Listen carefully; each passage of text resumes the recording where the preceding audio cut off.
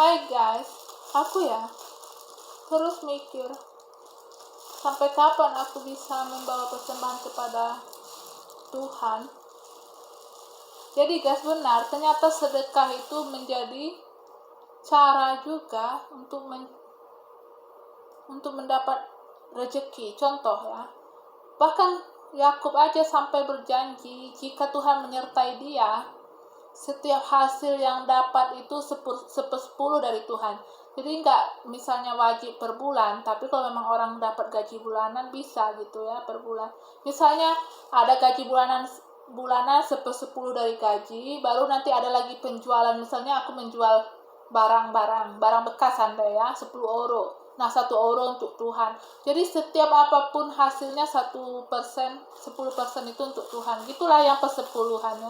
Itulah saking mungkin nazar Yakub itu agar diberkati Tuhan gitu. Kan karena dia itu datang itu ke rumah Laban hanya dengan tongkat Hanya dengan tongkat, gak bawa uang.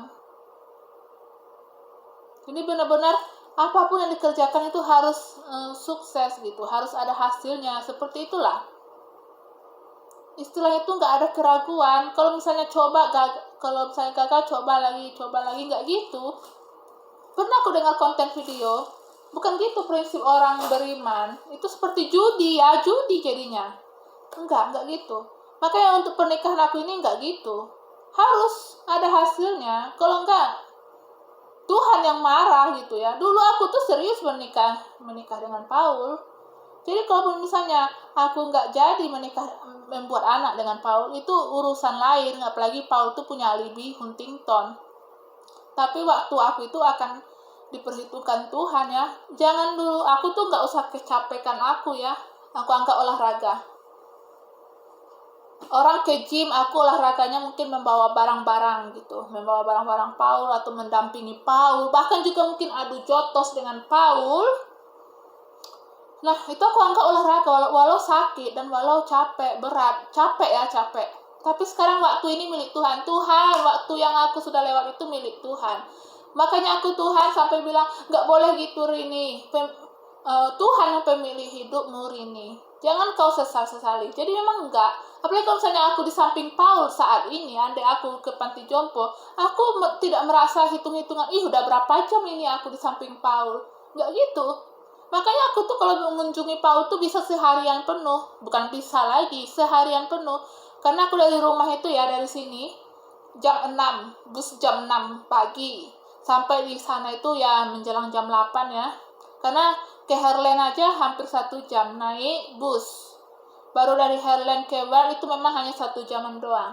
Dari Herlen ke Wert 1 jam. Naik bus 1 jam, jadi 2 jam gitu Nah, aku mengapa ke Herlen naik bus? Bisa sih naik kereta api ke Krade jam 6. Tapi karena sekarang masih winter, masih gelap, jadi aku naik bus aja. Sekalian juga nambah-nambah lihat pemandangan, gak hanya cepat. Itu kan hantu Paul hantunya Paul. Jadi sekarang jangan melulu cepat, seimbang. Ada yang cepat, tapi ada juga yang slow ini, nikmati gitu. Kalau misalnya waktu Paul masih di flat ini cepat gitu. Sekarang enggak, sekarang justru udah diberi Tuhan freedomnya di sini berarti bisa mengatur waktu. Nah, kalaupun misalnya aku ambil bus ke Herlen, dari Krade ke Herlen hampir 1 jam, oke. Nikmati gitu. Itulah freedom. Bisa aku mengatur waktu. Nah, aku mau menikmati waktu naik bus. Mau enjoying time dengan naik bus. Enjoying time. Mungkin nanti di summer, aku bilang lagi, kalau aku di Belanda, tidak. Sekarang wajib, kalau enggak Tuhan yang marah. Gitu Nah, nanti di summer, sekarang masalahnya tinggal menunggu kapan tuh datang itu izin tinggal aku di kotak pos. Itu doang. Bukan nanti kalau summer, kalau andai aku bisa di Belanda, enggak gitu lagi. Aku yang harus memutuskan apa. Enggak ada istilah pengadilan lagi. Tinggal taruh itu nama aku sebagai penduduk Kerkrade. Di BRP udah di BRP udah sebagai istri. Jadi jangan buat aku naik tensi lagi. Kata Yesus, tadi aku baca ini Alkitab Perjanjian Baru sih. Oh bukan, dari kanal Sisikok. Mendengar dikutiplah soal misalnya memindahkan gunung. Kalau percaya, nah aku ini kalau sudah marah baru percaya. Misal kau mati nanti gitu ya, kalau udah gitu aku pasti mati nanti itu. Jadi gini, nanti di summer aku akan, di musim panas aku akan mungkin jalan kaki ke stasiun Kerkrade, baru naik kereta api. Jadi nggak naik bus lagi, terserah lah nanti gimana. Tapi karena sekarang masih winter, masih musim dingin dan masih gelap, jam 8 ya baru muncul fajar pagi, itu aku naik bus ke Heartland, jadi hampir 1 jam. Nah, kalau aku itu di samping Paul itu, nggak ada terasa, udah berapa jam aku ini di samping Paul. Paling aku dulu itu di awal-awal gini, Paul jam berapa aku bisa balik ke Kerkrade. Karena aku, ya itu seperti aku bilang, aku tuh fobia gelap, nggak suka gelap-gelap. Jadi kalau istilah ayah aku itu, jangan jalan malam. Bapak aku bilang dulu gitu, jangan jalan malam ya, jangan jalan malam. Maksudnya kalau misalnya aku kuliah, ngajar les, entah apapun kegiatan aku, jangan malam gitu. Gitulah kurang lebih, tapi himbauan. Nggak mungkin kan aku paksa murid-murid les aku itu les sore kalau mereka nggak mau sore, ya kan guys. Ini aku kadang hidupkan, kadang off, kadang ya geser-geser ini kepanasan, kehangatan ini guys, dari ini with the heart. Jadi ini semacam pemanas, hawa panas itu dari listrik gitu ya. Jadi intinya guys, sekarang tuh aku nggak bilang lagi Tuhan sayang hidup aku, nggak. Tuhan pemilih hidup aku, dan Tuhan menyuruh aku dari awal mendampingi Paul sebagai istri, bukan mendampingi sebagai pacar ya. Tahu kalau pacar berarti tidak ada komitmen. Walaupun misalnya ya Paul aku dampingi kau ya, tapi kan kalau tidak ada komitmen, apalagi tidak ada sertifikat nikah administrasi, itu kan masih pacar. Nah, sejak awal aku percaya sudah disuruh Tuhan, karena memang dulu aku juga ingin berniat menikah, jadi sudah disuruh Tuhan mendampingi Paul. Nah, itu perintah Tuhan, jadi apapun yang terjadi, bertahan. Gak ada istilah kalau gagal coba. Itu sih dulu ya namanya kebimbangan aku. Gak boleh benar seperti dulu au pair yang di Jerman pernah aku baca, kalau nggak salah Kak Forlini, apapun yang terjadi dia katanya nggak akan bercerai. Nah dulu itu aku, kakak ini begitu percaya, begitu yakin gitu ya, dengan apapun yang terjadi nggak akan bercerai. Ini soal komitmen ya, begitu yakin. Aku juga, ya, aku dulu bilang kalau nggak cocok bercerai ya gitu. Karena gini, kalau misalnya nggak cocok, mau dicocok-cocokkan itu nanti merendahkan aku sendiri. Tapi ternyata masih bertahan ya guys, sampai udah hampir 9 tahun di bulan 5 nanti, 4 bulan lagi 9 tahun. Jadi istilah ya seperti kisah teladan Yakub, apapun yang dikerjakan tuh harus berhasil. Yakub dengan bawa 1 tongkat aja bisa bawa berapa ya, bawa Lea, Rahel, baru asisten Lea, Rahel, anak-anak mereka berapa, kambing dombanya anak-anak Lea, Rahel plus asisten udah berapa, 12 ya, ikut Dina 13, bawa kambing domba, bawa pekerja-pekerja alias budak. Jadi apapun yang dikerjakan tuh harus berhasil gitu.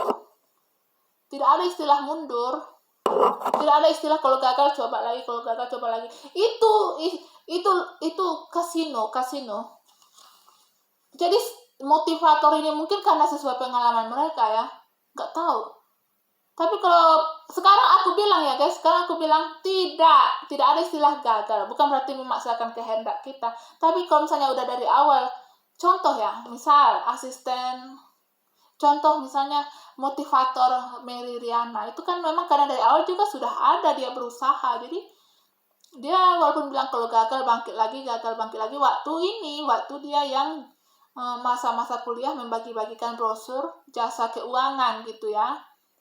Itu kalau misalnya ditolak, nggak mau, gagal berarti kan, coba lagi. Misalnya ini brosur nggak mau, coba lagi ke yang lain, itu bukan berarti dia ganti profesi gitu ya.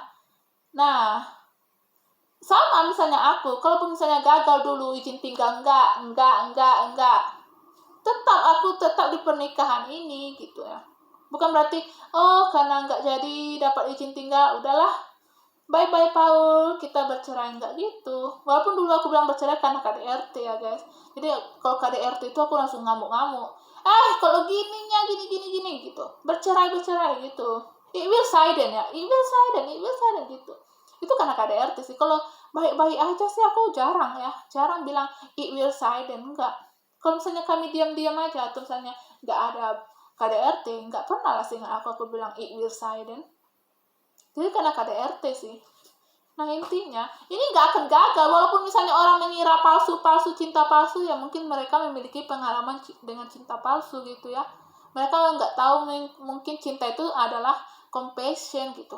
Compassion itu adalah cikal bakal cinta. Jadi mereka jangan ngomong cinta kalau nggak punya compassion gitu ya. Kok jadi ceramah ya? Nah intinya, kalau misalnya mereka aja nggak punya compassion, dari mana mereka bisa melakukan cinta atau kasih atau sayang? Jadi jangan sok-sok bilang cinta palsu. Yang udah aku bilang, cinta itu semua asli. Yang cinta palsu itu hanya istilah untuk hidung belang sama wanita yang tidak bisa setia. Kalau ada pria hidung belang itu cintanya palsu. Ada wanita yang tidak bisa setia itu cintanya berarti palsu. Itu hanya 2 orang ini yang melakukan cinta palsu. Selebihnya asli. Walaupun misalnya bilang gini, aku nggak mau menolong kau, tapi tetap ditolong. Itu udah cinta. Walaupun misalnya mulutnya bilang, aku nggak mau menolong kau, sebenarnya aku malas menolong kau gitu ya. Itu udah cinta. Contoh ya, aku bilang, contoh orang lah bilang ke aku, Rini, aku malas menolong kau. Sebenarnya aku malas menolong kau, tapi dia tetap menolong aku. Nah, itu cinta. Tapi yang 2 ini, pria hidung belang sama wanita yang tidak bisa setia, orang 2 ini pasti cintanya palsu. Jadi cinta palsu itu untuk yang 2 jenis manusia ini. Jenis manusia pria hidung belang dan manusia wanita yang tidak bisa setia. Itu ya guys. Udah sampai mana ya ceramah aku? Jadi intinya, apapun aku kerjakan harus berhasil. Bukan memaksakan, tapi tidak ada istilah misalnya gagal usaha ini, coba lagi usaha lain. Gagal usaha, misalnya aku coba dagang nasi goreng, gagal. Aku besok dagang soto, gagal. Aku besok dagang rendang, gagal. Enggak. Jadi sebenarnya ya salah. Itu kasino itu yang contoh bapak aku togelnya. Kalah hari ini, dia mikir besok bisa menang. Oke, menang sekali, tapi kalahnya udah 10 kali. Menang sekali, kalahnya udah 50 kali. Enggak gitu. Sekarang ini wajib sukses. Kalau enggak Tuhan yang marah. Karena Tuhan yang menyuruh aku mendampingi Paul. Kalau enggak karena compassion di hati aku, udah cari yang lain. Aku menikahi orang yang kaya ya, presiden Rusia gitu. Untuk apa juga Paul ya yang aku nikahi ya. Jadi jangan coba-coba bilang aku itu cinta palsu, tapi terserah. Masih ada yang ngotot bilang, alah si Rini itu cinta palsu. Ya mungkin mereka yang cinta palsu. Hanya mungkin karena mereka bergairah melakukan seksual, jadinya mereka mengira mereka memiliki cinta. Ya minimal mungkin mereka berpikir mereka itu melakukan cinta eros. Padahal cinta itu tidak ada unsur seksualnya sama sekali. Tidak ada. Kalau seiring mereka berarti ya sampai tua nanti kakek nenek tetap langgeng. Itu sih kalau seiring cinta dengan gairah seksual mereka nanti sampai tua itu ya puji Tuhan kakek nenek yang langgeng. Tapi kalau misalnya nanti juga cerai, cinta palsu.